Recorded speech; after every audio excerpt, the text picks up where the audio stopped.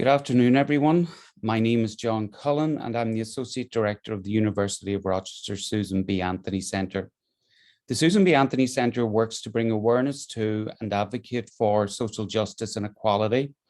We work in collaboration with the university community and partner with a wide range of local, national, and international organizations to fulfill our goal of translating research into policy. We would like to welcome you to our Addressing Community Inequities series and our panel discussion on equal access, transforming Rochester's food deserts. We'd like to express our thanks to our panelists and moderator for agreeing to participate. Please note this webinar is being recorded, and you may type your comments and questions in the chat box. As we begin, I would like to offer a land acknowledgement. We would like to acknowledge with respect the Seneca Nation, known as the Great Hill People and keepers of the Western Door of the Haudenosaunee Confederacy. We take this opportunity to thank the original caretakers on whose ancestral lands the University of Rochester now stands. So please note you can access full bios for our panelists on the Susan B. Anthony Centre website. We are sorry to say that unfortunately, Jamie Saunders is unable to join us as moderator of today's panel due to a stomach bug that seems to be doing the rounds in Rochester, and I'm sure you all join me in wishing her a speedy recovery. However, it is my pleasure to welcome a dear friend and colleague back to the Susan B. Anthony Centre after spending the last year participating in the Robert Wood Johnson Health Policy Fellows Programme. Kate Cerulli, our Centre Director. We truly missed her and are delighted that she's agreed to moderate today's panel at such short notice. So with that, I'll hand it over to you, Kate. Thank you. Thank you, John, for the introduction, and thank you to all of our guests for joining us today. For those of you who can see the numbers ticking, we're at 91 people right now, so we're excited to have all of you here. I want to thank the Susan B. Anthony team for creating the series addressing community inequities, Kirsten, John, and Catherine. And it is so important that we elevate these core community issues and try, most importantly, to spotlight the solutions. A lot of programs, newspaper articles, and media coverage have focused on the issues of the day, everything from environmental issues, violence, food scarcity. What we are trying to do is bring the community and the university and other interested individuals together to talk about the possible solutions. So today we are talking about food, an issue that affects all of us, and food can be a source of nutrition, a source of joy. Some individuals have a relationship with food that they use food to celebrate. Other traditions use food to mourn. Food is an essential part of our day. However, for some, including people who may be attending this webinar, food isn't always available, and the notion of breaking bread together to build connections and community can be rifled with strife.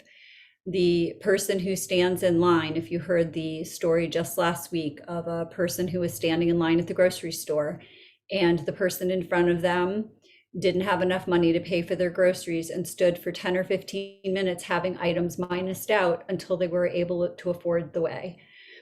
The person in line behind offered to cover the groceries, hesitant at first to do so because they wanted to be respectful. We often don't know what to do when we know people who are facing food insecurity or instability.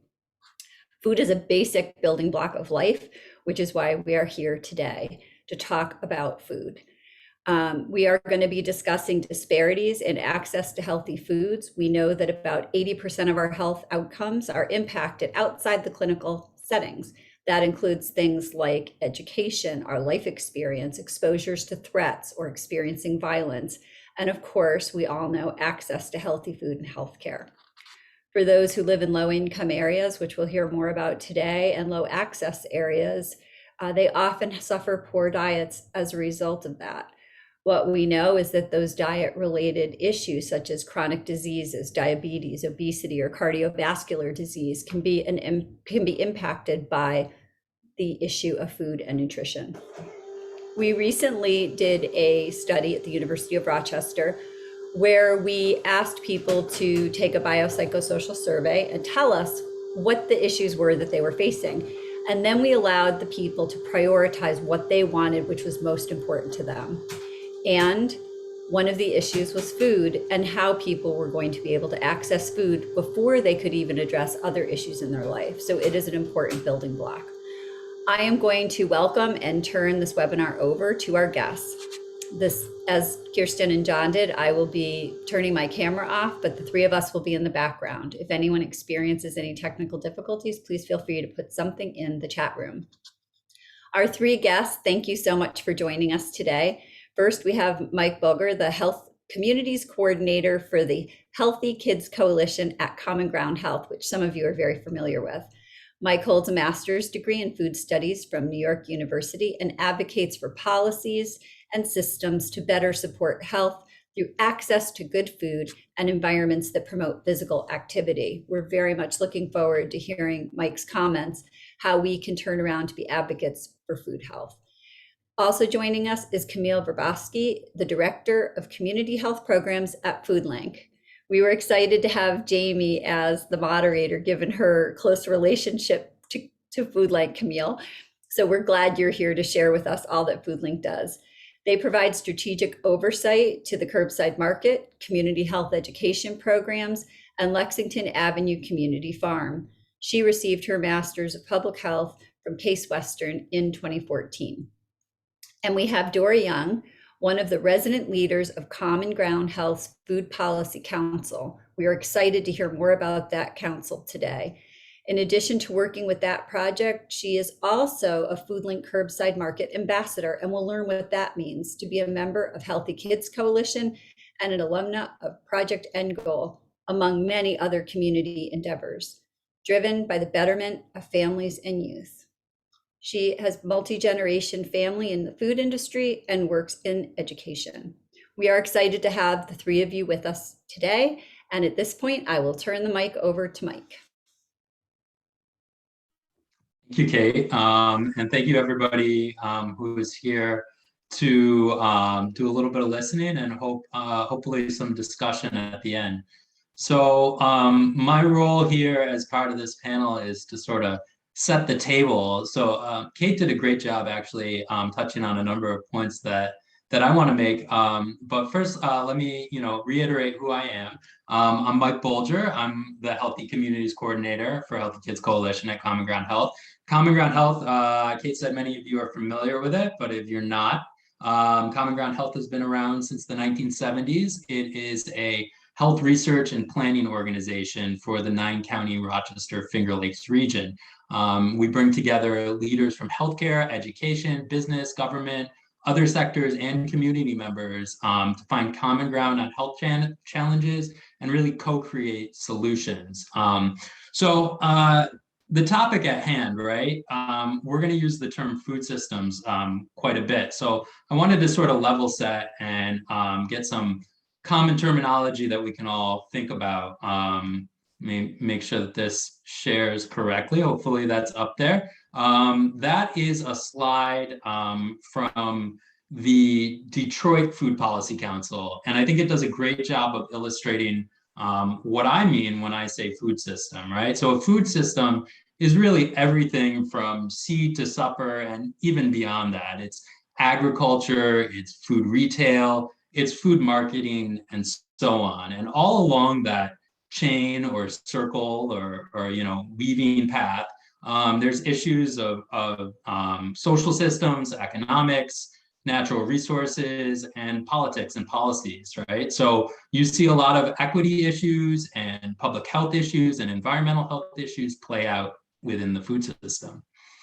So drilling down a little more locally, here at Common Ground Health, one of our primary interests is reducing health disparities, right? So diet-related disease, chronic diseases like diabetes, hypertension, obesity, they affect people across all racial, ethnic, and socioeconomic groups. But really the burden of these diseases disproportionately affect low-income people and people of color, right? And the health outcomes are not a simple product of genetics or personal decisions, but really they're the social determinants, right? Poverty, access to healthcare, physical environments, and the food system, right? So in Rochester, we have this, this concentration of poverty within the city and within communities and neighborhoods of color. And that is coupled with a lack of access to quality, healthy food within those neighborhoods, and an overabundance of unhealthy options. So what that does is those things all sort of combine to drive those rates of diet-related disease in the city. And I have a couple of slides here to sort of accentuate that point. So this is data analyzed by Common Ground Health. And you can see the darker areas on this map are the areas with the higher rates. So the higher rates of obesity, the higher rates of diabetes, they are occurring in mostly the same neighborhoods, right? And you will see if you looked at another map that showed the highest rates of poverty and the lowest access to personal transportation and all those things that go along with it, that the neighborhoods track pretty much almost perfectly with these areas of higher diet-related disease, right? And that's not surprising, because we know also that these neighborhoods are high in high density of corner stores selling unhealthy foods. And we also know that what fresh produce does exist in the limited number of corner stores that sell it and the limited number of supermarkets within the city is often priced higher and of lower quality than what is offered in suburban supermarkets. So what that all leads to is diet disparities, right? So fruit consumption, vegetable consumption, sugar sweetened beverage consumption, the data all shows correlation to race and ethnicity and geography. And I should mention that that's urban and rural, right? So urban and rural, African-American, Latino, and the lowest socioeconomic statuses, the lowest income statuses, all show lower rates of fruit and vegetable consumption and higher rates of sugar sweetened beverage consumption. But as we've talked about a couple of times already here, that's not a result of people in poverty not caring, right? It's not just personal choices driving these disparities. And in fact, research by Common Ground Health has shown that people of color and those in poverty are often more concerned. They report that they're more concerned about their own diet and nutrition than their higher income and white counterparts. But our research also shows that they report a higher level of stress when it comes to accessing healthy food, right? They have a harder time reaching it. They worry more about being able to afford it and access it. And it's not that people don't want quality, healthy food and don't want to be healthy. It's that the systems and the environments that they live in are not designed to support that. This often makes me, when I'm thinking about this sort of like macro level inequity, I can't help but think like this picture that you see here is a pretty typical corner store in the city of Rochester, in one of those neighborhoods that were highlighted in the map. And it's really as if our economic and our food systems are based on cheap, unhealthy food. So it makes me think of a book by Sidney Mintz, who's an anthropologist. And the book is called Sweetness and Power. And in it, he examines colonial Caribbean sugar plantations and their, whatever the opposite of symbiotic relationship, their symbiotic relationship with the industrialization in England and Europe. So these slave plantations where people were exploited and subjected to horrors were producing cheap sugar that was being shipped to Europe and being used to feed the underclass there that were being shifted out of their homes and into factories. And so you had this whole economic system and cheap labor force being driven by unhealthy calories. So anyway, so that's my own tangent there. But so many of the roots of these modern day inequities, right, are similarly woven through institutional policies and governmental policies, right? It's not just that people in, Josana or the Edgerton neighborhood or along North Clinton Avenue all they want to eat is Doritos, right? It's that that there are policies and frameworks that are dictating what food is available near their home. So and where they can live, right? So we have a slide here that presents a concept that many of you are already probably familiar with, and that's the root of our segregated housing patterns that we see today and the concentration of poverty.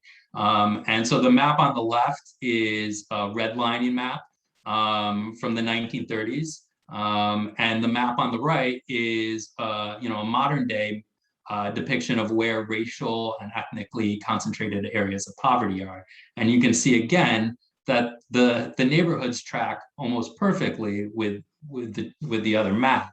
So it's these policies that lead to disinvestment in neighborhood, that lead to segregation in housing, that have created some of the landscape that we see today. And the grocery stores and the quality of food have followed the outward migration of middle and upper class people to the suburbs and left the city behind. So that's sort of my data setup. But what I also wanted to touch on was that housing policies are just one example, but we could list many more examples of why the food system is inequitable and unequal in our country and in our city, right? So on the federal government level, we have supports for crops such as corn and soy that can turn into animal feed or highly processed food, but we don't see anywhere near approaching the supports for those crops when it comes to fruits and vegetables and fresh produce and things that are healthy. We see institutions like schools and hospitals. I know that there are many challenges to serving institutional food, but let's face it, they have a reputation for serving unappealing processed food, and that makes up a big proportion of the diet of a lot of kids in the city. We also have soda companies and other unhealthy products that are marketing to spending billions of dollars on marketing and spending more money and exposing kids of color to more ads than they do to their white counterparts. So we have inequities and racism within food marketing. Those same companies are also spending tons of money on lobbying to stifle any notion of regulation or even governmental recommendations that anybody eat less of their products. So you can see that these policies and these systems, they seem huge, right? They seem way beyond the control of our local government and our local institutions, and in many cases they are. But changes to institutional food policy, how our local governments approach agriculture, including urban agriculture, nutrition education, local food retail, all of these are within our reach. So I'm gonna sort of like back off there. And I hope no one thinks that I was trying to, just bum everybody out. But what I'm really trying to do is present this big picture about how our food system is set up for some people to fail, right? And it's sort of predicated on cheap, unhealthy calories. And it's this huge, multifaceted problem. But I think by appreciating just how huge the problem is, we can start to see the small changes that we can make locally as part of a larger campaign to transform our food system. So again, I'll stop there, and hopefully I didn't go over time, and I'll pass it over to Camille. Just before we get started with Camille, thank you so much, Mike, for stepping in. I just wanted to remind people, if you're not reading the chat, to know you can be chatting your questions in. We're going to be taking questions at the end. Mike, your timing was perfect. And thank you so much for laying the groundwork for us to have a rich discussion coming forward. We definitely hear from individuals that it feels like an overwhelming problem and they don't know where to begin. So I'm excited to hear from our next two panelists what the innovative ideas have been that we've launched in our community and how people can get involved. And with that, I will pass it over to you, Camille. Thank you.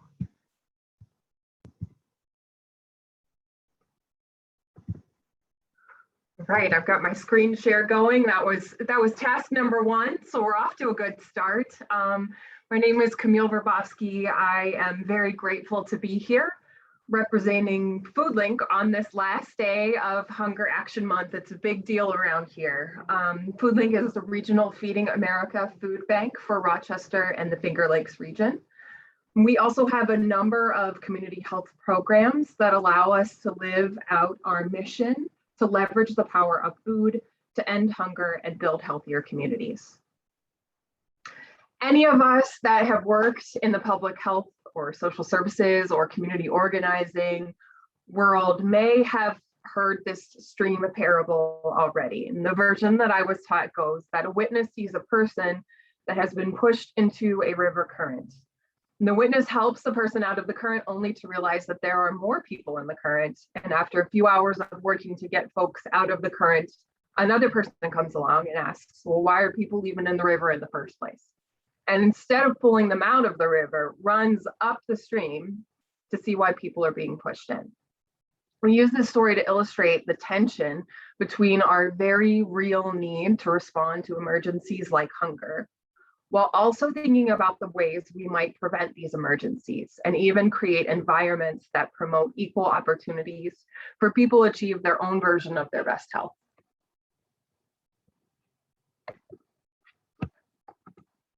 There we go. So let's dig into this story to examine the food system. So we start down here at the bottom and we notice folks who have been pushed into the stream, those who might be experiencing hunger or food insecurity. And some people will jump right into work. I work with many of them. I know many of them, and support people with emergency food or specialty care. But still other people might come along and ask, well, why are folks experiencing hunger? So then they run up here into this little interpersonal area. And this is the part where people might stop and say, well, folks are experiencing hunger because they don't know how to access food. So we come in and we do our evidence-based programs, and then we realize, well, people are still experiencing hunger, even though we taught them the things. Or even better, we realize that people already knew the things to begin with. And then again, we ask ourselves why. So we go a little bit further up the stream and we realize maybe a bridge is out, and we start to recognize that there are lots of people who don't have access to food resources by no fault of their own, and that our own food system makes it challenging for food resources to be accessible to everyone.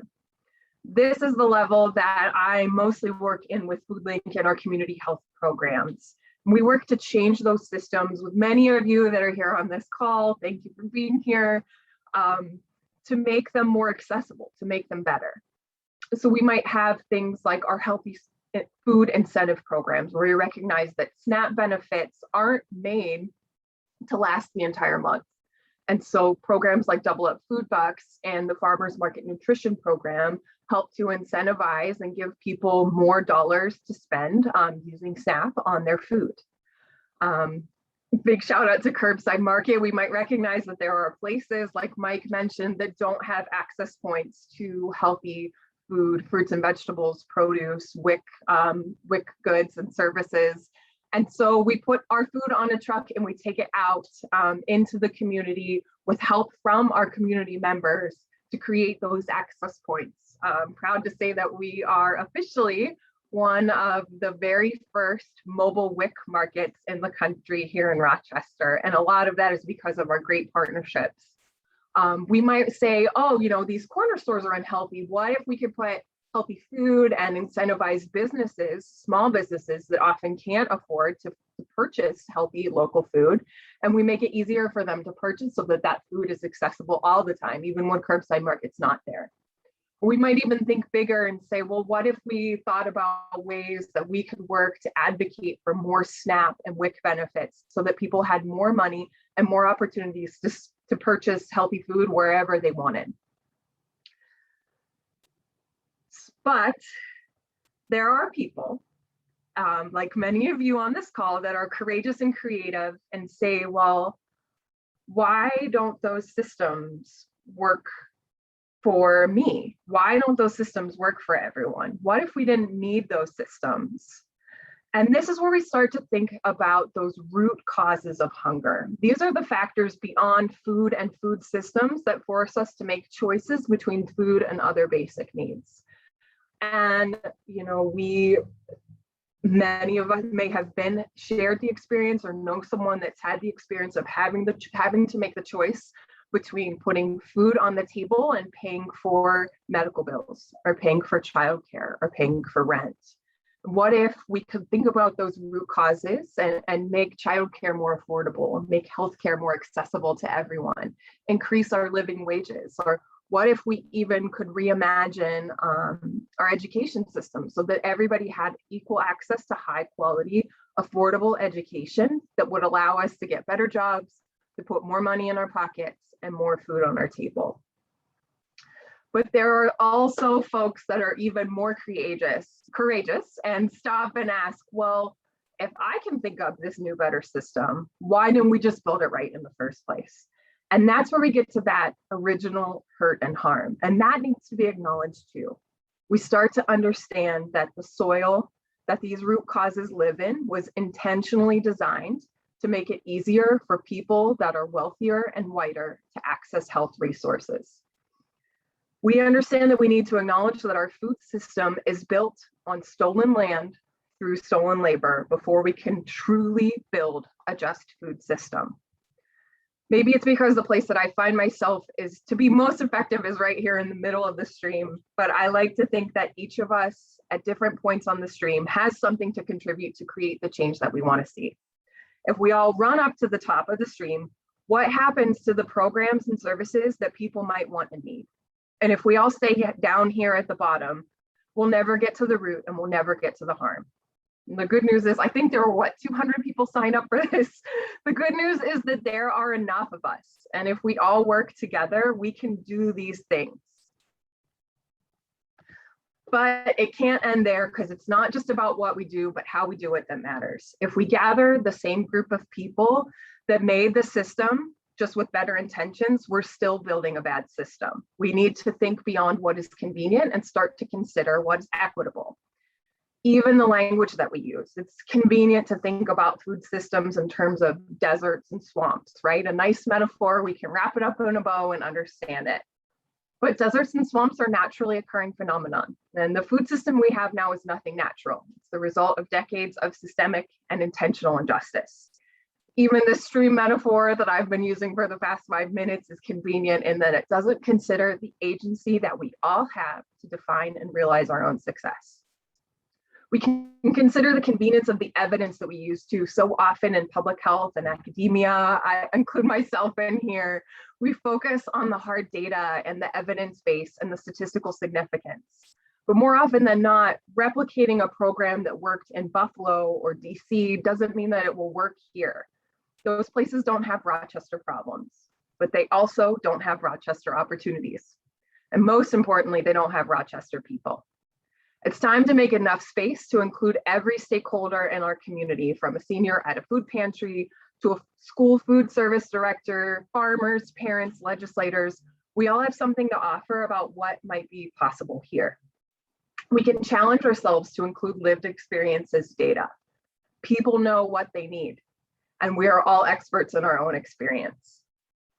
We can also challenge ourselves to look around any table that we might have the privilege to be at and consider who is not here and why, and how can we make space, or even how can we give up our space. If we really want to reimagine our food system to be more equitable and sustainable, we're challenged to build it with people and not for people. And this type of good, meaningful, creative change takes time, and it also takes all of us coming together and asking, why not here? Because this is from our FoodLink Community Cafe downtown at the library. Shout out to that team and our fellows. We know food isn't just about nutrition or my plate or calories. The food that we eat and the choices that we make nourish our bodies, but they also nourish our families, our communities, and our lives.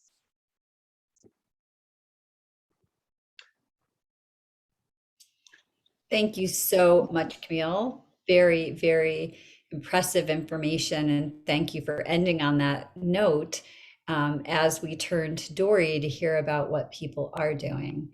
And folks like Dory who have rolled up their sleeves and jumped in to answer these pressing problems. Dory, I'm handing the mic to you.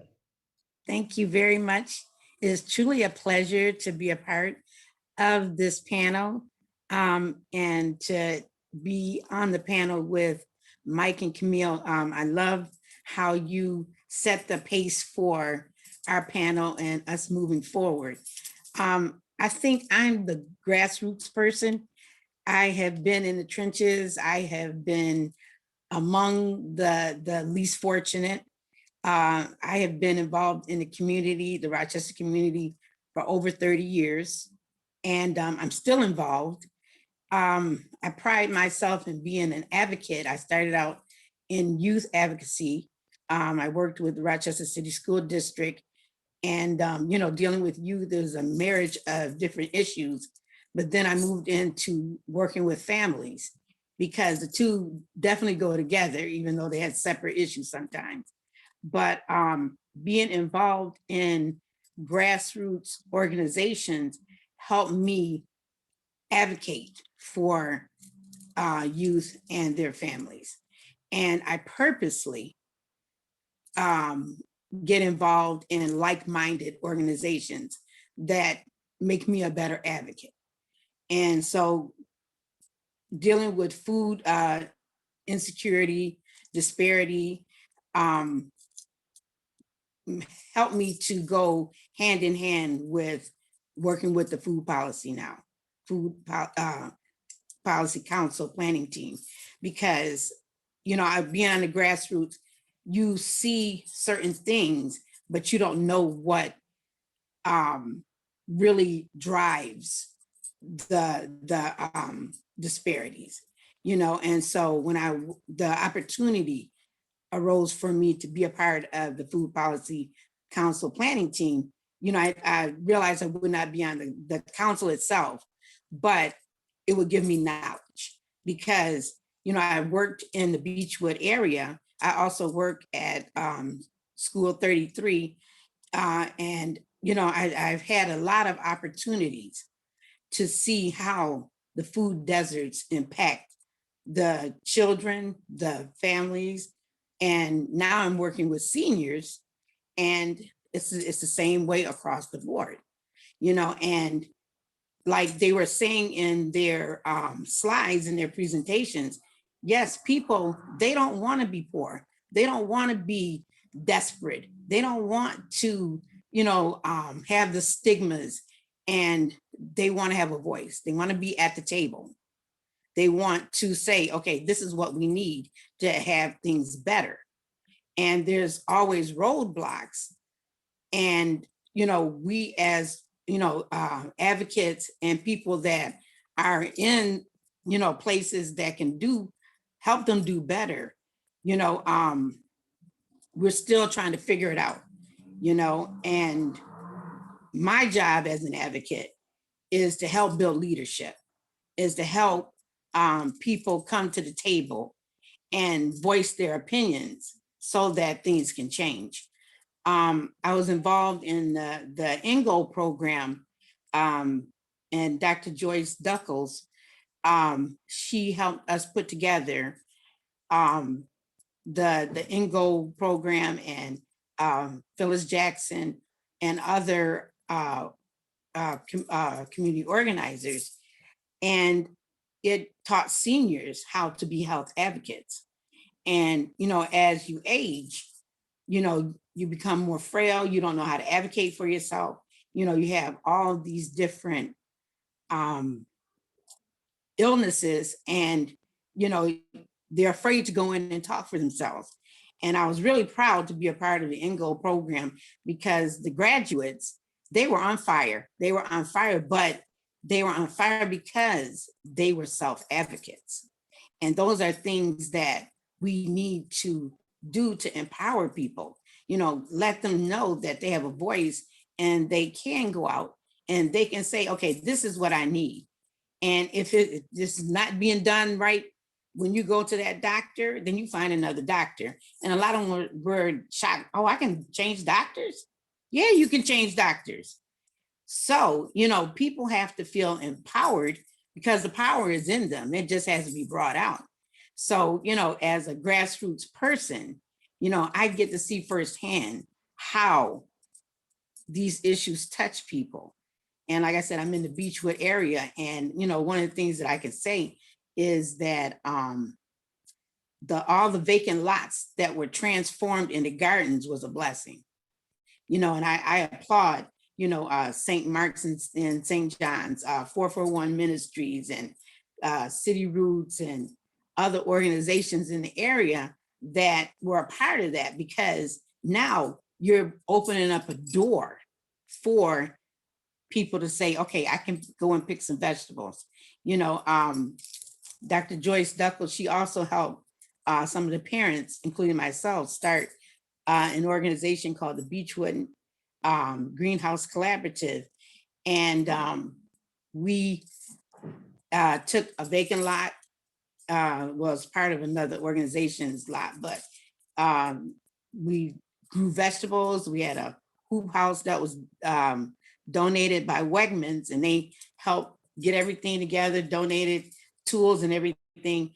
And then when our gardens were done, we gave vegetables out to the parents. But we said, okay, what can we do more to educate?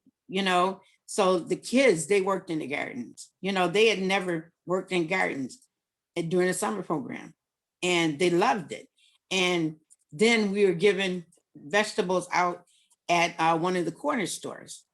And, people were like, I don't know what a zucchini is. How do I use a zucchini? So we said, oh, wow. Okay, why don't we start, doing some tastings? So by one of the corner stores, they let us have some space, and we started doing tastings. And the same vegetables that they were getting out of the garden, then they were using in different recipes, because we let them taste, okay, this is how this zucchini tastes if you make it in this recipe. Squash, tomatoes, cucumbers, all this stuff that, may have been foreign to them, not necessarily cucumbers, but zucchini, made zucchini muffins. And when they tasted it, and they were like, wow, this is good. They were on Facebook, talking about the tastings and all that stuff. So that exposure, opened up more doors, and it helped them, get acquainted. And, the vegetables and stuff were right in the neighborhood. So, we have a lot of work to do, because there's still a corner store on every corner. We need to open up opportunities for, co-ops, people to get together and say, okay, we want to open up a corner store, and maybe we can show them how to do it better. But, we got a lot of work to do. And, I just feel that we can do it, but you have to empower the people, that live in the neighborhood to also help and do it. Thank you very much. Thank you so very much, Dory, for your inspiring words. And if I could ask the panelists to all turn their cameras back on, that would be wonderful.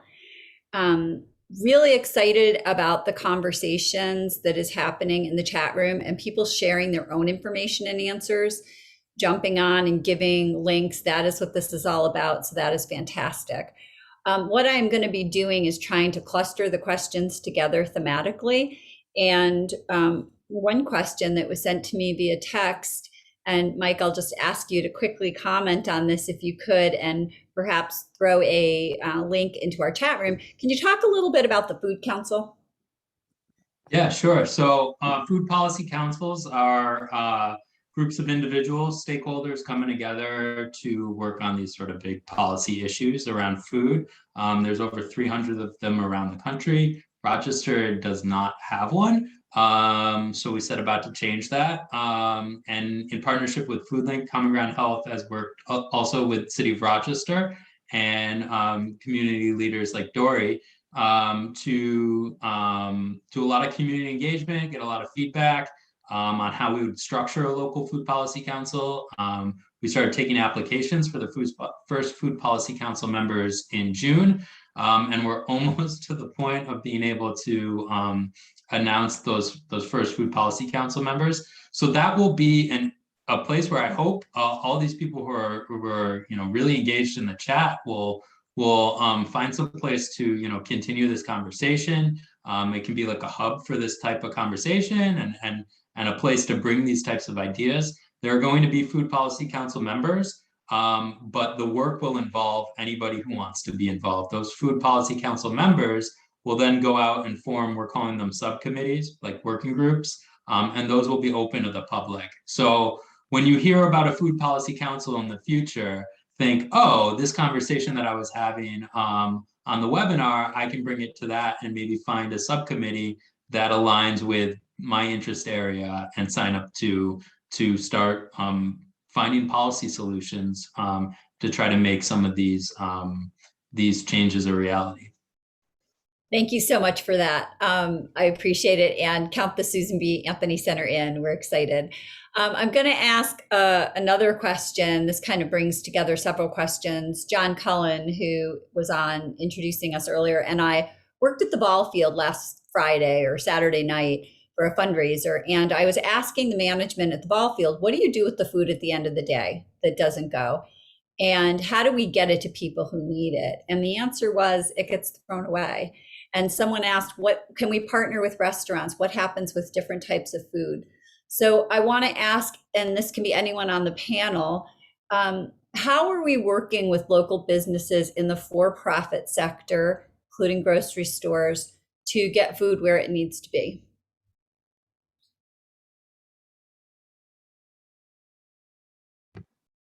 I can certainly speak to what we do here at FoodLink in our food banking. So FoodLink is the regional Feeding America food bank for the greater Rochester region. And if you think about food banks, they're kind of like hubs, and spokes are the food pantries, the churches, places where people might go. So people don't actually come to FoodLink to get food, rather we source food from businesses, not food from restaurants, but food from Wegmans and grocery stores. We get large donations from places like Barilla Pasta and Mott's Applesauce. We get donations of wonderful, great food that on the retail floor might not seem absolutely perfect, and so it might get rejected, but we know that it's great food. It comes to us, we sort through it. We're working on a new healthcare rank or a healthy choice ranking system here at FoodLink, where we're actually looking at the food that comes in and making it easier for pantries and partners in our network to identify food that is healthy, so that we're not adding to the crisis of hunger with unhealthy, unnutritious food. So working to make sure that the food that gets out into our network is healthy. And that's a big part of what we do. We have a fleet of trucks that you might see out that goes all the way out to Allegheny County, into Wayne County, Genesee County. So we're really working to get that food, that would have been maybe thrown out or given somewhere else. It comes to us and we get it out. Thank you so much for that. I'm going to bring us in a little bit of a different direction, and this is around the farming community. One of our earliest questions that came in from Allison is talking about her experience as an urban garden specialist in Monroe County, Cornell Cooperative, and she's also a farmer of color. And she was curious about the work that is being done to bring culturally appropriate food, culturally relevant food to individuals, and that there is a lack of that in some of the communities that you were sharing on these maps. Do you feel there's any support or programming surrounding culturally appropriate foods? And I would open this up to the panel.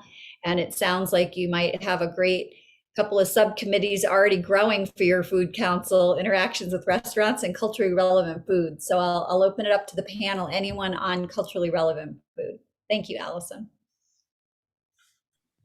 I'll jump in a little bit, and then definitely don't want to hog the space here, but that's something we talk a lot about at Healthy Kids when it comes to school meals, because that's what we hear from parents and students. So there are opportunities in institutional food settings to get parents or patients or students or whoever it may be that you're serving involved in the menu planning. And you might be surprised, what sort of simple changes you can make to, create some culturally appropriate and appealing options. You know, it could be as simple as providing a, you know, a specific spice blend or something like that, that, you know, will remind kids of what they're used to eating at home.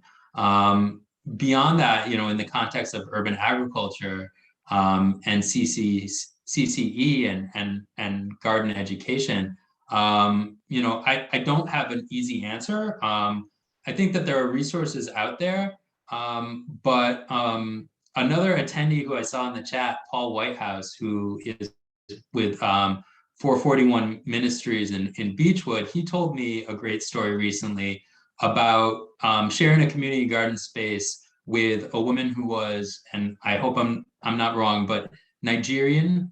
So she was from Nigeria, or she was, you know, she was new to the States or something like that. And anyways, so she was introducing new crops into the community garden, and the folks who were running the garden and sort of established were actually learning from her. And so I think that, you know, when it comes to cultural appropriateness, whatever the institution or the organization that's doing the work, whoever that is, they need to approach it as we're learning along with the people that we're serving, and leave space for people to give that kind of feedback and input and really be equals in the effort. Thank you so much for that. Dory, do you have any thoughts on that with the work you're doing in your community settings? Yes, I was going to say that I'm an ambassador for the curbside market through FoodLink. And one of the things that FoodLink does do with the curbside market is we'll take surveys, or I will ask each week. I'm at Plymouth Gardens. So each week we'll ask the residents, you know, is there anything in particular that you would like to see on the truck? And we've added spices and different stuff that, you know, they have asked for. You know, different times they'll ask for mustard greens and things like that. So we do try to figure out what they would like and try to accommodate. Thank you for that. That's wonderful. And Camille, I don't know if you wanted to speak to that same question before I jump on another question. I think everyone got it. Dory, that's all I was thinking of, is just culture is so different for all of us. And so it's important that we ask questions and don't just assume, and also hire and pay people from different cultures with different lived experiences to join us in our work, so that we don't have to assume, because we have people that know and can advocate for themselves. And Camille, I think that gets back to your point about who's at the table, who's not at the table, and moving our chairs over if necessary, or bringing new chairs in and adding the table, making the table bigger. So thank you for raising that as an issue. Julia asked a great question about the One of a Kind Cafe, and she wanted to know if there had been any evaluation work done to see whether it's working, how it's working, and whether we're ready as a community to expand that model. But I'd like to expand the question just a little bit and ask, what's the plan for evaluating many of the interventions that were talked about today? We know that it's an important component of changing paradigms to know that what we're doing is making a difference. So I open that question up to the entire panel. I'm going to be bold again. So I think that when we're talking about systemic change and policy change and chronic disease, which is something that I talk about a lot, you're not going to see immediate results necessarily, right? You are not going to put a community garden in a neighborhood and say, look, everybody's BMI dropped. I can be so proud of my work. So I think what we try to do a lot is get direct feedback, qualitative data, hear from parents and families about, how their kid now will try this fruit and vegetable because it was part of a classroom, activity, or, now my kid's all about biking because, we had a bike rodeo there, and try to take those small victories as we, try to change the larger system. I think that in a more controlled sort of intervention setting, whether you're doing like a nutrition education class or some sort of program like that, you might be able to see some movement in blood pressure management and things like that.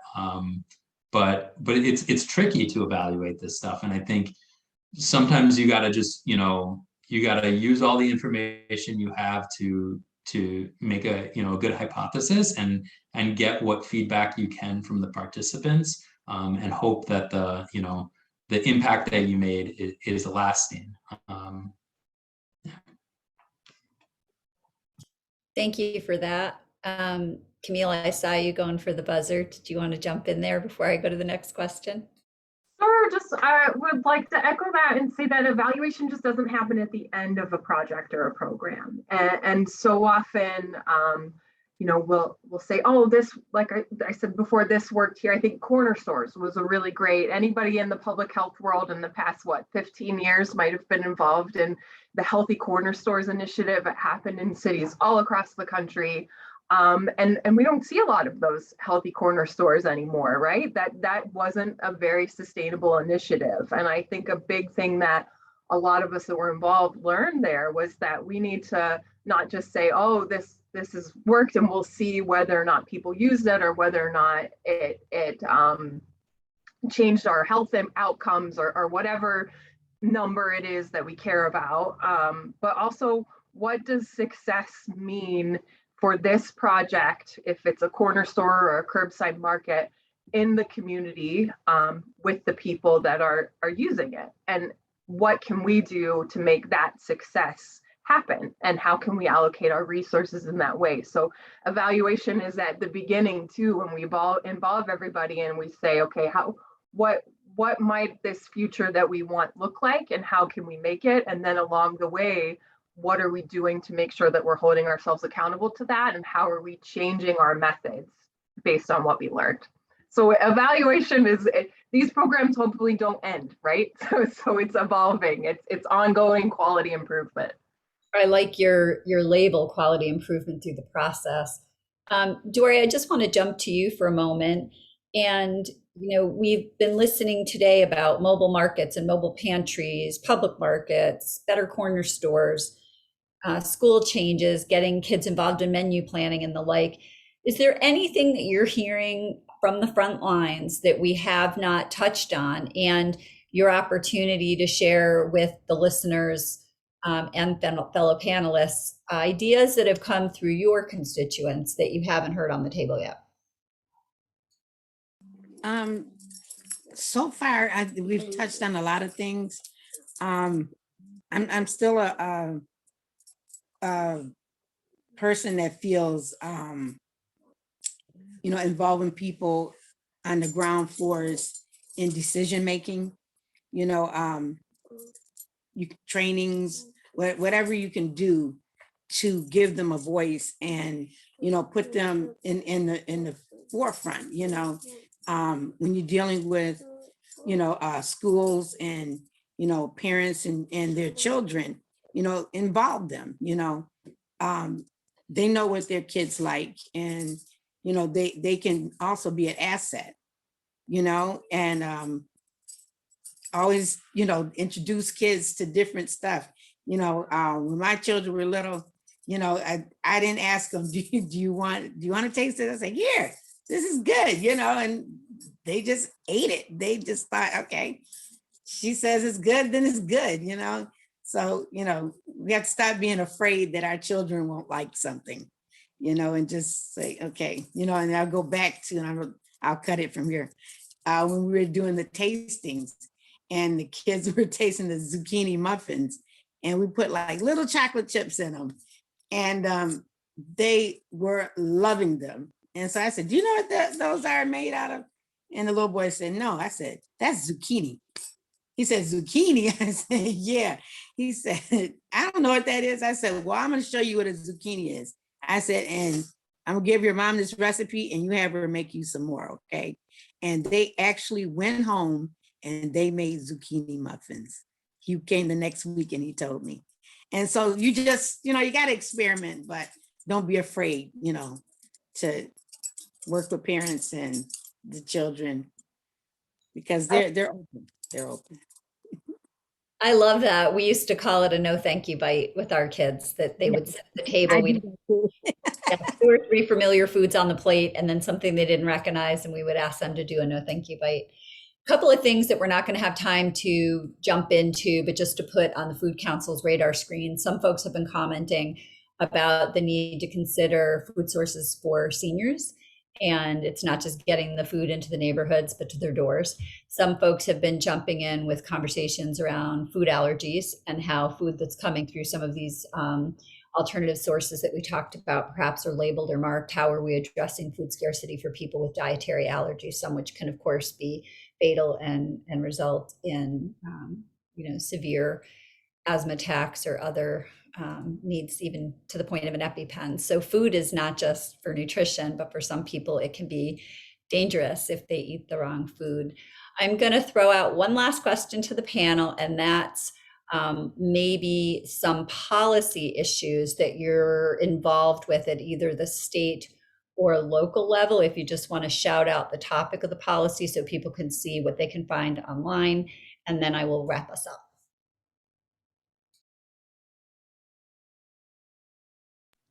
I'll just throw out the first one that comes to mind. There are efforts to create food standard guidelines for at the state level for state properties, right? So like if you are going to a summer camp in a state park or something along those lines, or you work in a New York State run building, there would be nutrition standards for the food that could be served there.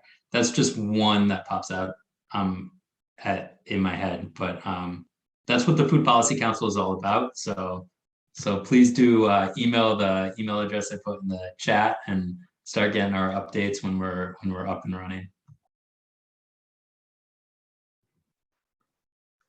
I mentioned WIC in my talk, and our curbside market involvement with WIC. Maternal child health is something that I'm very passionate about and have been very fortunate to work with experts and leaders in our community and beyond in maternal child health. We have great WIC offices here, supportive community around WIC, but WIC is largely inaccessible to a lot of folks that need it. And so any efforts that we can do, we see that when people are able to use WIC for longer, for more of the intensity of the benefits that it's supposed to have, then it can lead to really great health outcomes, not only for parents, but children, which is a health for generations, an investment in the health of generations. And so anything we can do to increase WIC benefits, to make WIC easier to access, to make it easier. We've seen some focus groups through Feeding America. COVID really shined a light on how challenging it can be to use benefits in a COVID world. A lot of places, most places don't accept SNAP through online ordering. WIC's not available through online ordering, and parents have busy lives, pandemic or not. So any way that we can find some mainstream solutions like Instacart for things like WIC that make it really easy for parents is a really great policy endeavor in my mind. Thank you very much for those ideas. I'm going to thank our panelists and our attendees. This has been one of the best chats I've ever seen. I'm also going to mention that Jane shared in the chat that she and her husband operate a free stand on Mount Hope Avenue where people stop by and get access to free food. Imagine if people put a stand in their front yard at every corner. So we look at those bookcases in people's front yards, bring a book, swap a book, trade a book, take a book. Be amazing if we could think about that from a food perspective. I'm going to turn it over to John, who's going to close us out regarding our evaluation, and we will be in touch, sending a link to people who signed up. You will be able to share this webinar with others. Thank you all so much for participating. And I'd also like to express my thanks. This was really, really exciting and a really important topic. And unfortunately, we didn't get to a lot of there were some questions we didn't get to. I'll encourage folks who are attending, If there's a pressing question that you have when you're filling out our evaluation survey, there'll be a link at the end of this webinar. You'll also receive an email tomorrow. Please put that question in the comments box and we will try and get it out to the appropriate folks so you get a response. I'd also like to mention tomorrow at the medical center, we have public health grand rounds and the color of health, the devastating toll of racism and Black lives. And that's a recent report from Common Ground Health revealing that racism is the primary underlying driver of persistent health inequities we see in our community. I will put a registration link in the Zoom panel. So as we wrap up, I'd like to really, again, thank our panelists and Kate for stepping in to moderate last minute. We're really excited. This webinar will be available in a week or two on our YouTube channel, and we'll send it off for closed captioning to be added. I'd also like to extend thanks to Catherine and Kirsten from the center who helped with facilitating and putting this event together. With that, I want to be respectful of everyone's time and encourage you all to keep an eye out for our upcoming future webinars on addressing community inequities and to sign up for our listserv. So with that, we bid everyone a good evening. Thank you.